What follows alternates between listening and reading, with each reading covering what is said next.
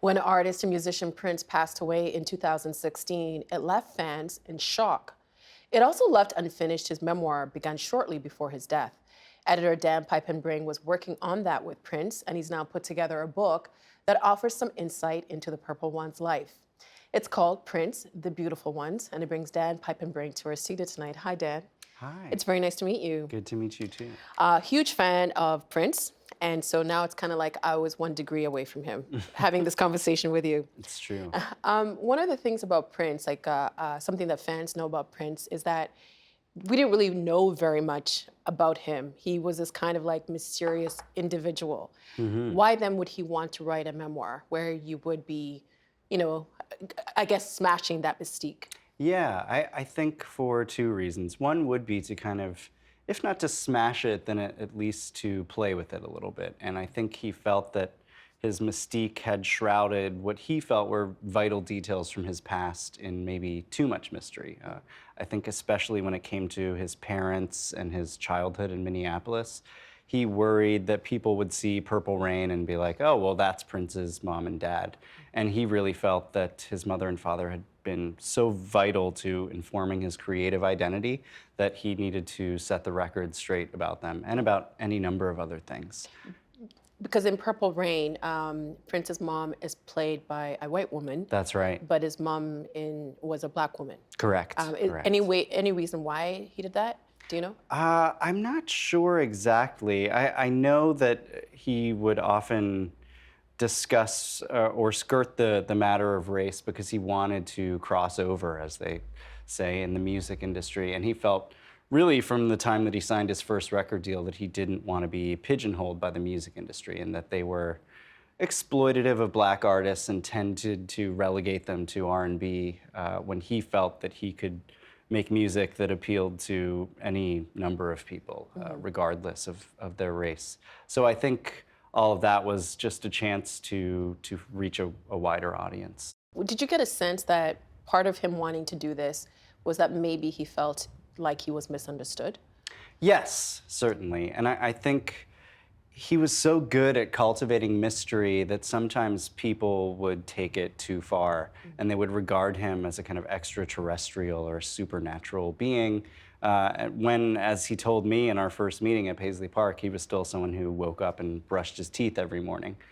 So I think he was frustrated that people acted as if he had been beamed down from some spaceship when, as he knew well, he was the product of a certain time and place and a community that he thought was essential to making him the musician that he became. One thing that surprised me about reading this book, well, maybe not, because I think a lot of his music, there are love songs. Yes. But he's a romantic. He seemed to be like a romantic, yes? Oh, absolutely a romantic. Although with limits, he said to me once that he always felt there was some part of your heart that you should never give away because he had seen people give away their hearts completely, and the results were never good. And some of that had to do with his mother and father because they had a tumultuous relationship. Yes, yeah. He, at a young age, had to witness their separation and their divorce, which sometimes turned physically violent. And I think he watched his mother pine for his father for a while, and I think all of that left a really indelible imprint on him psychologically. He said to me in our last conversation 4 days before he died that the central dilemma of his life was figuring out how to reconcile his mother and his father within him. He said that he liked order, finality, and truth, which were qualities he associated with his father, but that if he was at a dinner party and the DJ put on something funky, he would get up and dance no matter what else was going on. And that kind of spontaneity, that unquenchable thirst for adventure was something that came from his mother. And he could feel those two almost dueling in him bodily. He would talk about the concept of cellular memory and how he felt like he was kind of living out both of their lives at once. And of course, because they had been unable to make their relationship work, he had to live as a single person where they couldn't live together as a couple. You and Prince did talk about that a bit, the cellular memory. What is that? I think there are a number of different terms for it. Some people would say inherited trauma or intergenerational trauma, maybe? Exactly, yeah. The idea that you bear the marks of previous generations kind of in you, and that whatever they have suffered, you have a very close bodily relationship to. And that's something else that he, in the book, you write that he wanted the book to address racism. Did you find that this is something, a theme that he would come back to in your conversations? Absolutely, yeah. I think he, in the last years of his life, had really discovered a politics. He had come out as an activist in maybe a way that he never had before, especially for Black Lives Matter, which was a group that he gave a ton of support to.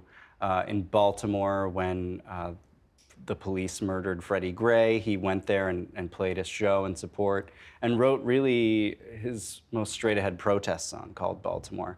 And I think he wanted this book to expand on those politics. I think he saw that the medium could do more for him than maybe even his songwriting could. And he was so full of excitement and exuberance about that. He really thought that a book had this unique capacity to move the needle and to change the way people thought, to change their conversations. And race was absolutely at the front of his mind there. Did you get a sense of why now?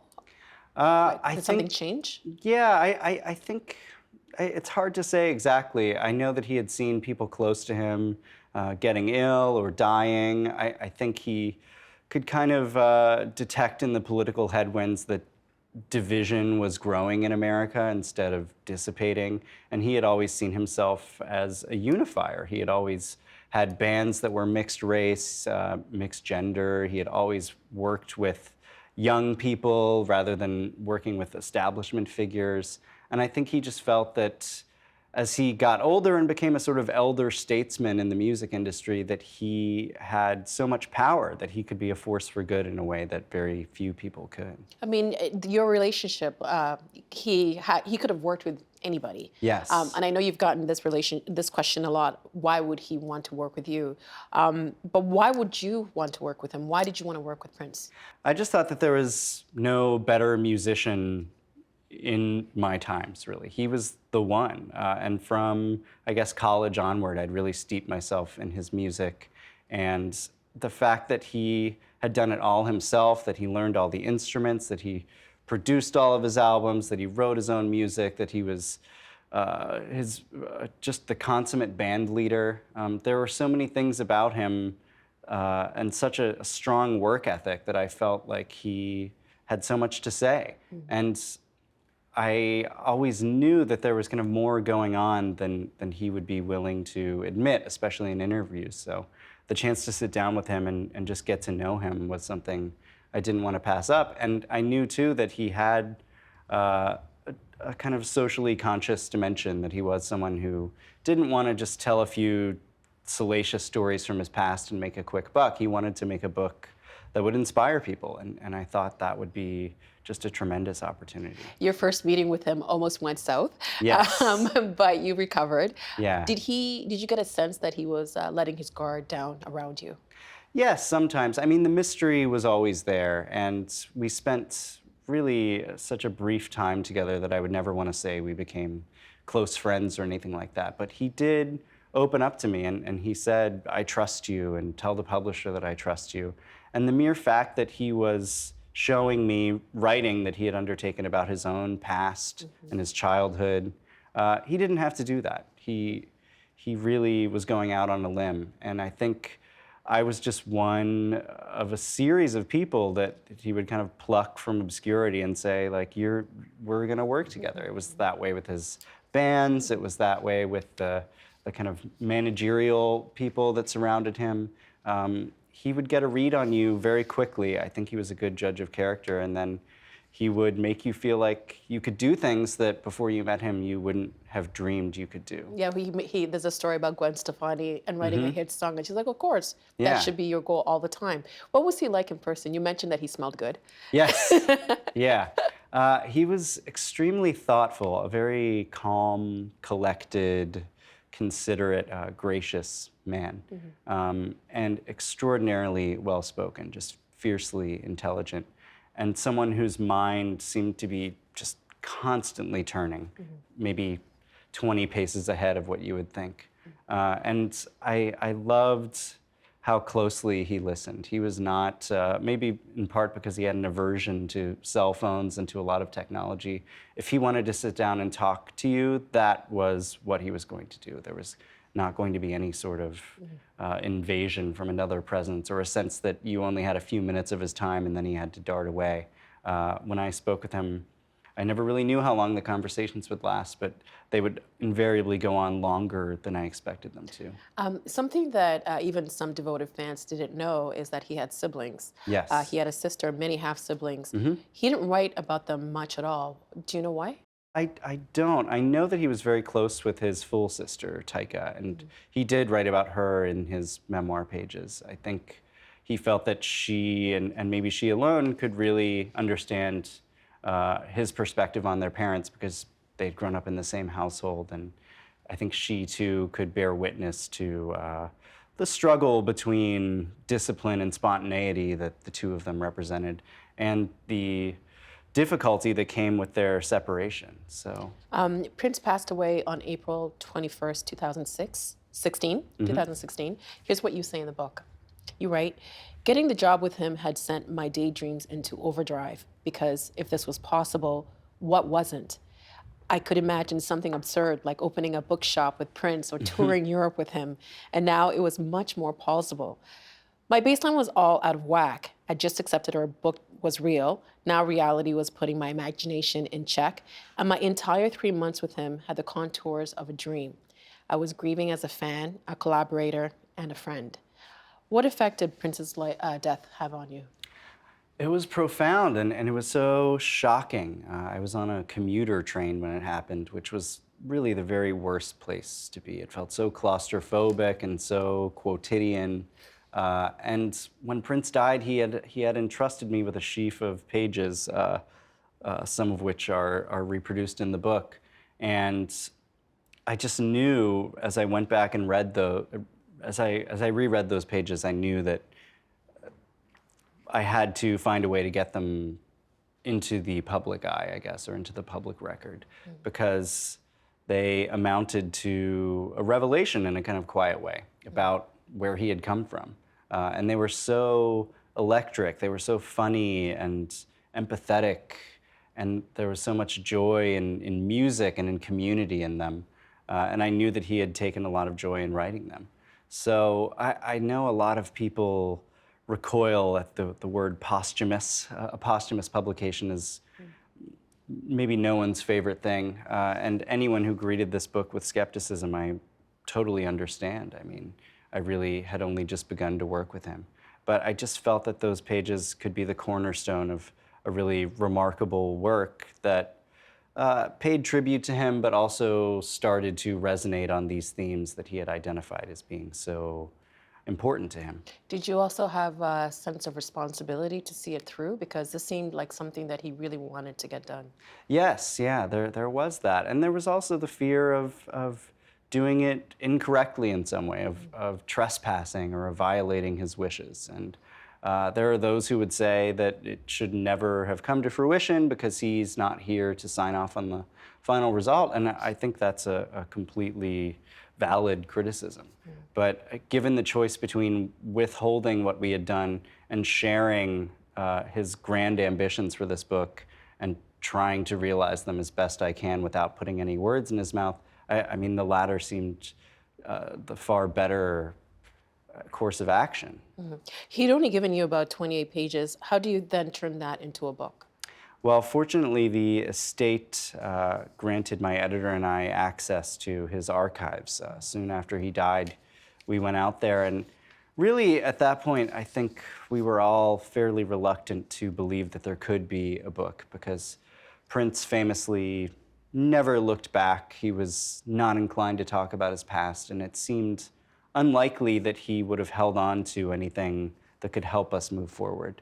But to our delight, he actually had so much. He had held on to handwritten lyrics and photographs and photo albums from his childhood and his early years. He had his father's wallet.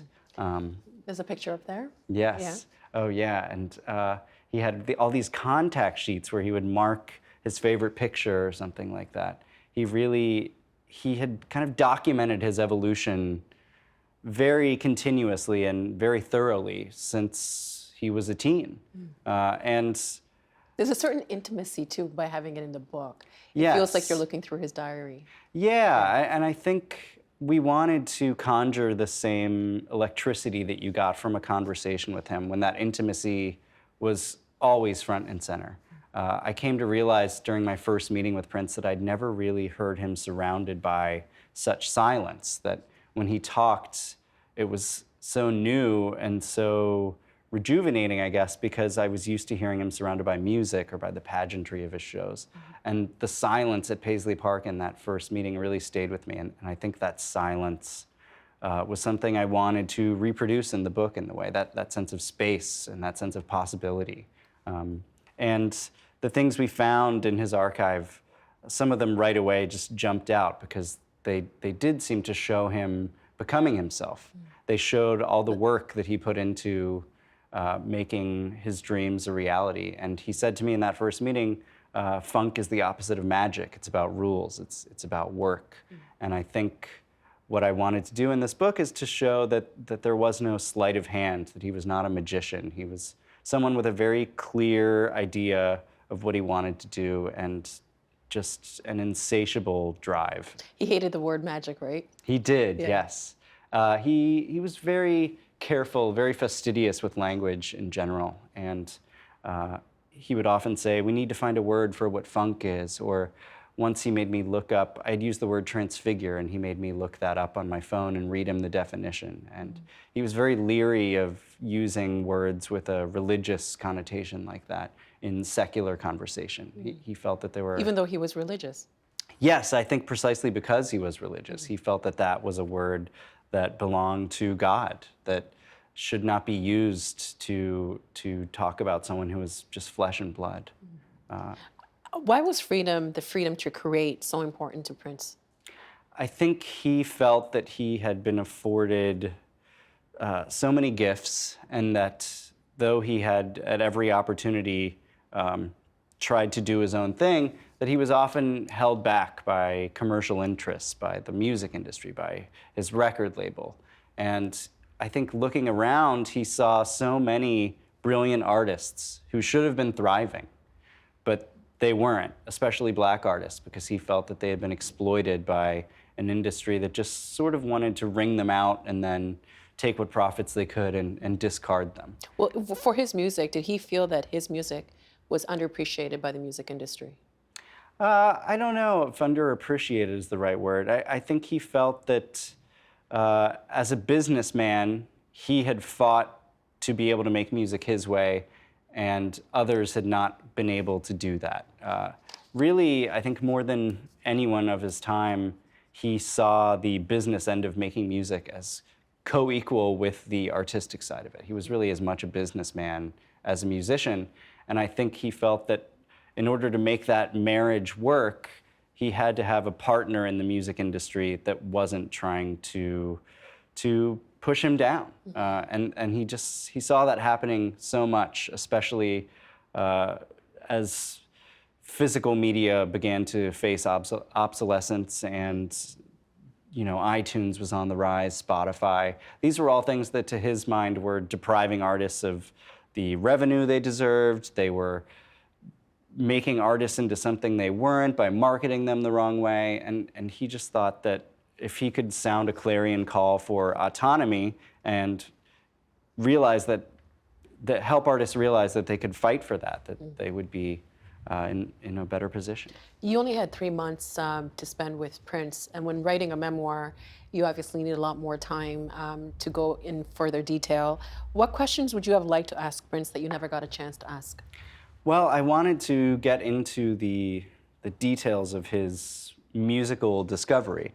The pages that he wrote kind of stop right at the foothills of his career, and it would have been right when he was mastering so many different instruments. I'm a drummer, so I was really fascinated by his use of drum machines. And it's kind of funny when you think of him, of his edict that funk is about rules, because the drum machine is such a metronomic thing. It is very rule-bound. And others, I think, would not have seen it as an avenue toward funk, but he did. He was able to program it in such a way that it was funky. And I'm still not really sure how he did that or why it even occurred to him to turn to such things. But I would love to learn more about his philosophy of funk and how it actually came about when he was picking up the bass for the first time, when he was learning to use various synthesizers. He was crazy talented. He was, Like yeah. the talent from Prince was just incredible. And I'm not just saying that because I'm a fan, but he was very talented. Yeah, I think even people who don't like his music that much can agree that he had a preternatural gift. Well, Dan, thank you so much for writing this book. The pictures are incredible. We also get a chance to see Prince's handwriting, which is so Yes. neat. Yeah. And one more question, The Beautiful Ones. Why did you want to call it The Beautiful Ones? Well, that was Prince's idea, actually. That was one of the first things he decided on about the book. One of the great things about working with him is that things would always take on new dimensions the more you talk through them. So even though The Beautiful Ones in his mind started off as being about his parents and about the song itself and how maybe people had misinterpreted who it was for, by the end of our time together, it actually denoted a sort of utopian community of creators. He saw the beautiful ones as people who were making art on their own terms. And I think that fits in with so much utopian thinking that you see in his music in songs like Seven and Uptown and Paisley Park. He's always thinking about this ideal world. And I think The Beautiful Ones was the latest iteration of that. And this is a great gift for fans. So thank you very much, Dan. We appreciate you you. making the time for the agenda. Happy to be here, thanks. Thanks. The Agenda with Steve Paikin is brought to you by the Chartered Professional Accountants of Ontario. CPA Ontario is a regulator, an educator, a thought leader, and an advocate. We protect the public. We advance our profession. We guide our CPAs. We are CPA Ontario. And by viewers like you. Thank you.